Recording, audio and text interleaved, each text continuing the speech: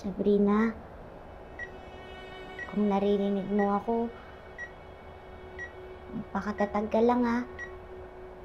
Huwag kang susuko. Ipagpatuloy mo lang yung paglaban mo hanggang sa gumaling ka na. Kailangan ko pa yung tulong mo eh. Ikaw na lang yung natitirang pag-asa ko para ma-repair ko yung relationship ko sa kapatid ko. Ikaw lang yung makaka-prevent kay Attorney Alon na patuloy kaming paglayuin ni Ira. Sabrina, gumising ka na.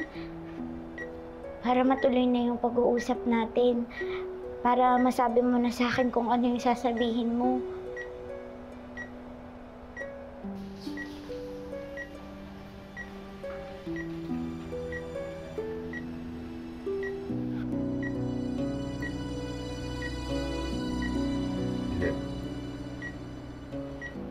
Nakakapanghinaan ng loob. Kailangan mong maging matapang para makahugot ang tapang sa'yo sa Sabrina.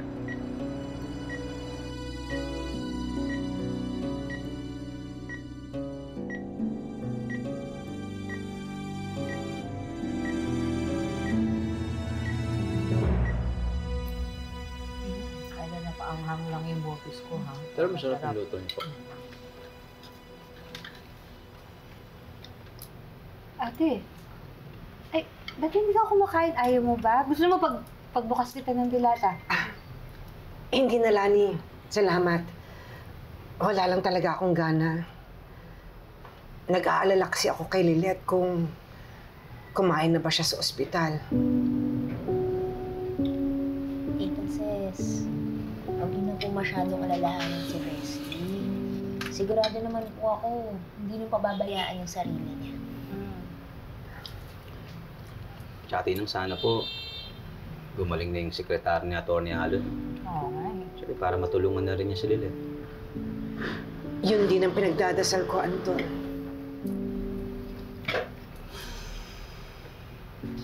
Uy, mo. Ikaw din, hindi ka kumakain? May problema? Bakit? Hindi, iniisip ko lang kung ano masarap na ulam bukas. Uy, ay, seryoso ka. Hindi, naiisip ko yung nangyari kay Sabrina. Bakit? Bakit mo naman iniisip yun, Emong? Hindi, nag-aalala lang ako. Kasi kung sinasadya yung pagsagasa kay Sabrina, malamang meron talagang gustong pumatay sa kanya. Ngayon, dahil nakaligtas siya, ayan, buhay siya. Malamang sa balikan siya ng taong gustong pumatay sa kanya para tapusin na yung sinimulan. Di ba? Mabuti na lang talaga, dumating ako agad dun sa ospital. Kasi kung hindi, baka kung ano nang kinanta nung Sabrina yung kay Lilet. Boss, di ba kayo natatakot na baka magising ulit yung ex nyo ngayon gabi? Matuluyang magsumbong kay Lilit yun? Sabi ng mga doktor bago kami umalis, heavily sedated si Sabrina. Kaya okay lang, may oras pa tayo. Ano plano mo ngayon, boss? Kaya kung ako lang, gusto ko sana ako mismo yung pumatay dun sa traitor na yun eh. Kaso masyadong exposed yung ospital, kaya kayo dapat ang trumabaho dun. Kayo magligpit dun sa walang yung babaeng niya. No problem, boss. Yun lang pala eh. Pero sana, kaliwaan bayad ngayon, boss, ha? Laki-laki na kasi ng utang nyo sa amin, eh. Okay. Okay, sige, ako bahala. Basta siguraduhin nyo, malinis yung trabaho nyo. Ha? Gusto ko magmukhang aksidente. Kailangan walang magsuspetsa na sinadyang patayin si Sabrina. Maraming salamat po. Balik na lang po kayo next week. Ihanda ko lang po yung affidavit. Maraming salamat po, Atty. Lilet.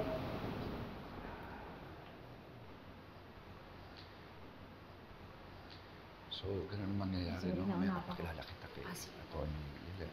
Maraming salamat po. Yeah. Oh, tama. Nandito si Atty. Lilet. Yeah. Atty. Lilet, kamusta? Yeah. By the way, kasama ko si Pia, no? And of course, Pia, si Atty. Lilet, isa sa mga inaasahan ko mag-assist sa akin sa aking opisina rito sa PAW. At by the way, no, matagal na siyang lumapit sa akin tungkol sa kaso niya. Ito'y tungkol sa isang seaman na asawa niya, si Elton. Salamat po sa introduction, attorney. Kaklaruhin ko lang po, common law wife lang po ako ni Elton. Akala ko nagpakasal kayo ni Elton. Yun ho sana yung plano pero bigla ho siyang namatay eh.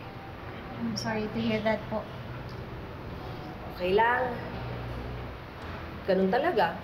Siguro may ibang plano ang Diyos para sa amin ng anak ko. Kamusta naman si Elisa? Ayun, syempre, ayaw po niyang ibigay yung parte ng mana ng anak ko. Kasi sila daw po ni Elton ang tunay na mag-asawa. Kasi hindi rin naman sila annulled eh.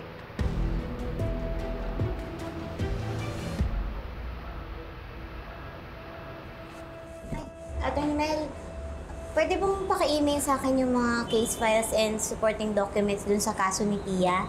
Yung pinakilala ni Attorney Avalos. Pabalik na kasi ako sa ospital para i-check si Sabrina eh. O sige, sige. Ano pa, may kailangan ka pa ba? Wala na, yun lang naman. Huwag mong kakalimutan na para makapag-review pa rin ako ng kaso habang nagbabantay ako. Alright. Thank you. At saka pakisabi na lang din kay Attorney Avalos na pumunta ako sa ospital. Hinihintay na kasi ako ni Kurt eh. O sige, go. Umalis ka na. Ingat ka, ha? Thank you.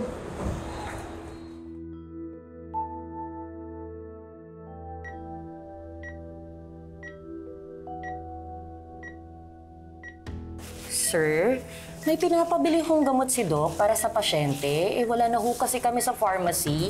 So, kailangan niyo raw kong bilhin sa labas. Okay lang ba kung bilhin ko yan pagdating ng kasama ko? Malapit na po kasi yung oras ng paggamot ng pasyente. Kaya kailangan niyo na raw kong bilhin. Ganun ba? Sige. Patignan-tignan na lang yung pasyente. May number naman kami sa records niyo, so text na lang kami agad kapag nagising siya. Thank you.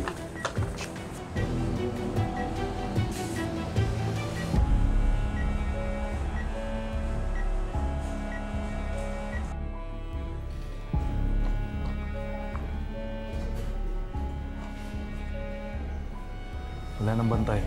Tara, dispatchahin na natin. Tara.